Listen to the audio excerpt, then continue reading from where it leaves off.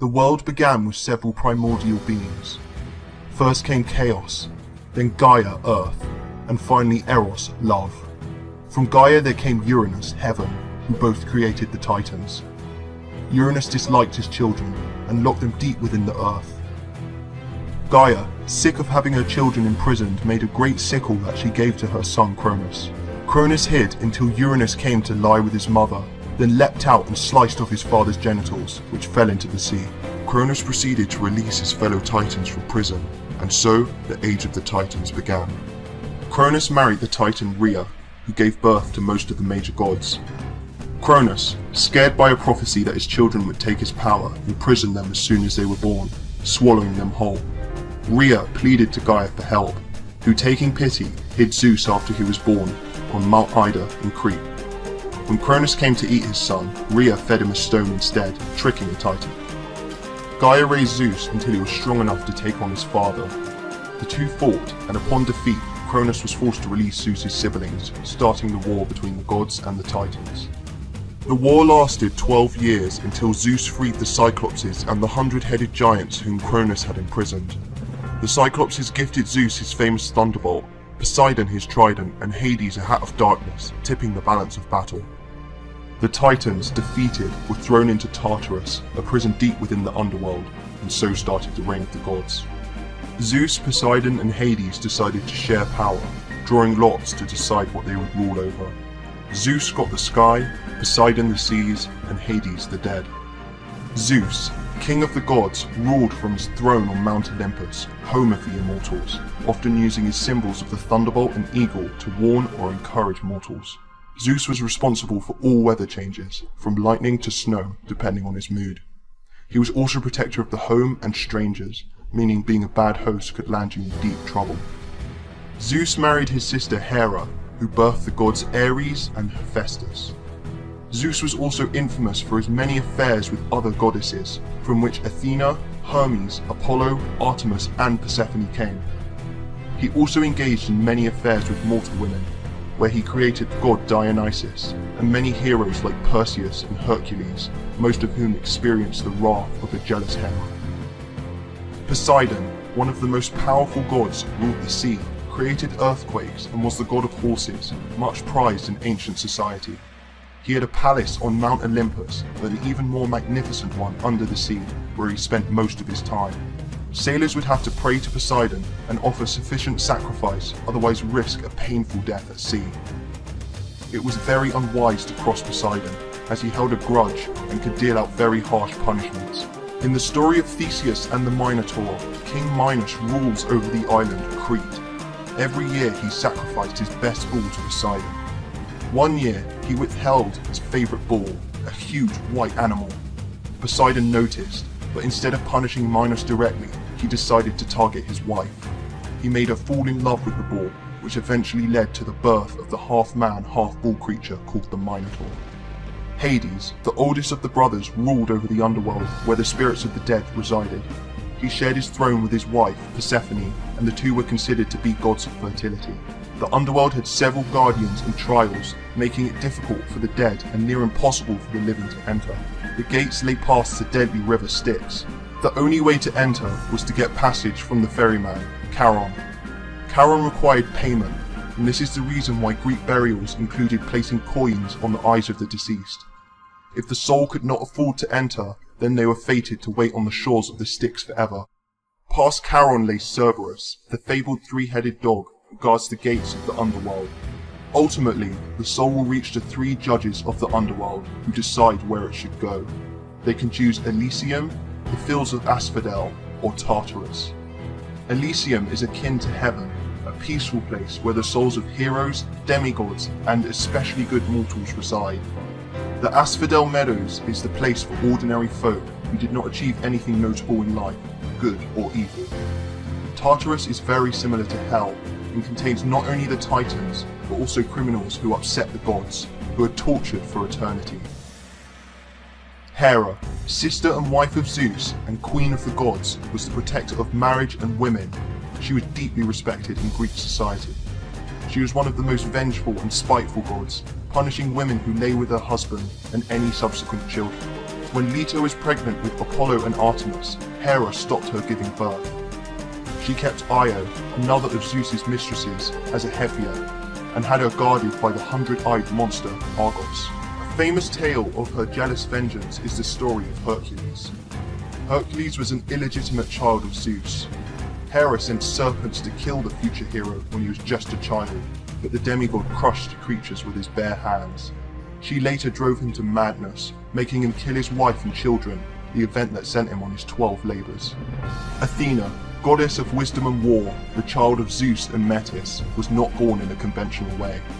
Zeus received an omen that their children would take the throne from him, and so swallowed Metis while she was pregnant. After this, Zeus began to get a terrible headache. He asked a fellow immortal, thought to be Hephaestus, to split his head open with an axe. Athena was then born from his forehead, jumping out in full battle gear while letting out a war cry. Athena had an affinity for heroics, coming to the aid of heroes like Perseus and Hercules.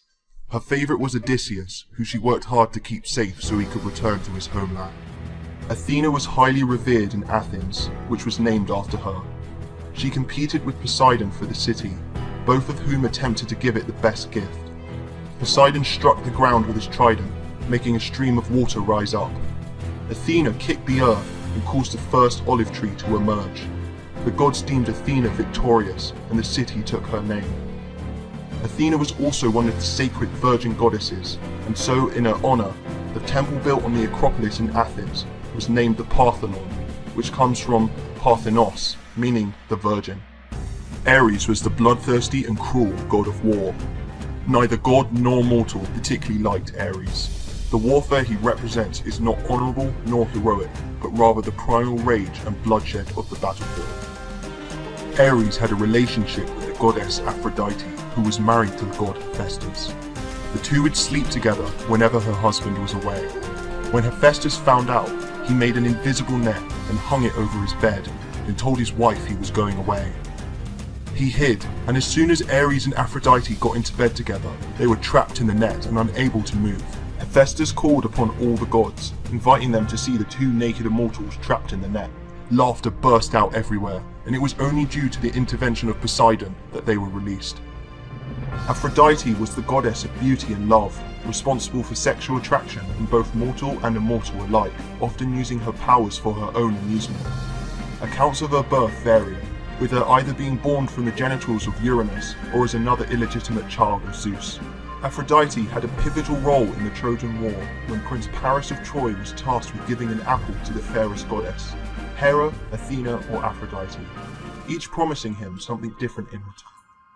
Paris chose Aphrodite, who promised him the most beautiful woman in the world, Helen. Helen was married to the king of Sparta, Menelaus. Aphrodite put Helen under a spell when Paris came to visit Sparta, making her run away with him. King Menelaus and his brother Agamemnon raised a massive army to go take Helen back from Troy, and so started the Trojan War. Goddess of the hunt and twin sister of Apollo, Artemis was a deadly archer and an important member of the Olympics. She watched over hunters as well as their prey, ensuring the wilderness was kept in check. Artemis is also prized for her virginity and guarded it jealously. The hunter Actaeon once stumbled upon her naked as she was bathing. Artemis proceeded to change the man into a deer and set his 50 hunting dogs upon him, giving him a painful death for his mistake. Twin brother of Artemis, Apollo was a god of many things. He was a god of archery, but also of light and music, seen with a lyre as much as a bow. Apollo is closely linked with prophecy. He was born on Delos and honoured the island by setting up an oracle. He later travelled to Mount Parnassus and slew the great snake Python. He created a temple where he had achieved the feat, marking the foundations for where the famous oracle of Delphi would reside. Hermes, the messenger god and patron of thieves. Known as a trickster amongst the gods, he often pulled pranks and stole from his fellow divinities. When he came of age, he assumed the role of messenger, taking a golden rod with him as a mark of his authority. He is often seen with a winged helmet and sandals, which he used to fly around and deliver messages. Demeter, the goddess of farming and watcher of the harvest. The one thing she prized more than anything else was her daughter, Persephone. It happened that Hades was also interested in Persephone, as he had fallen in love with her. One day, while the girl was picking flowers, he opened up the ground and dragged her down to the underworld. Demeter was distraught when she found out, and searched for her daughter for 9 days and nights, until the sun god Helios revealed her captor's identity. Demeter locked herself indoors for an entire year, refusing to come out until Persephone was returned. Without the goddess of farming, the world went into famine. In order to save the world, Zeus ordered Hades to release Persephone. Hades had fed the girl the food of the dead, a pomegranate, meaning that she was bound to him. After much discussion, Zeus decided that Hades could have Persephone for 3 months of the year, and Demeter could have her for the other 9 months. This explains why the winter months are cold and the plants die, as Demeter waits for her daughter to return. God of smithing, Hephaestus had a difficult start to life. He was born lame, and so his mother Hera decided to throw him off Olympus into the sea to drown. He later returned to the home of the gods and was given Aphrodite as a wife by Hera to reconcile with him. He was a great inventor and fashioned many of the palaces on Olympus. He also fashioned the equipment of many heroes such as Achilles, who he created armor and a magnificent shield for. God of wine and parties, Dionysus was perhaps the most fun of the Olympians.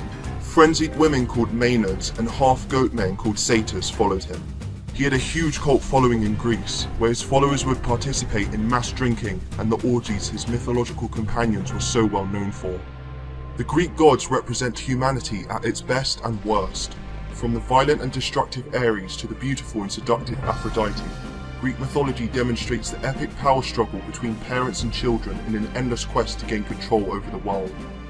Tales passed down from each generation, showing them to be some of the most influential deities in human history, that continue to have a significant impact to this day. Thanks for watching. Remember to like and subscribe, and for exclusive rewards check out our Patreon page.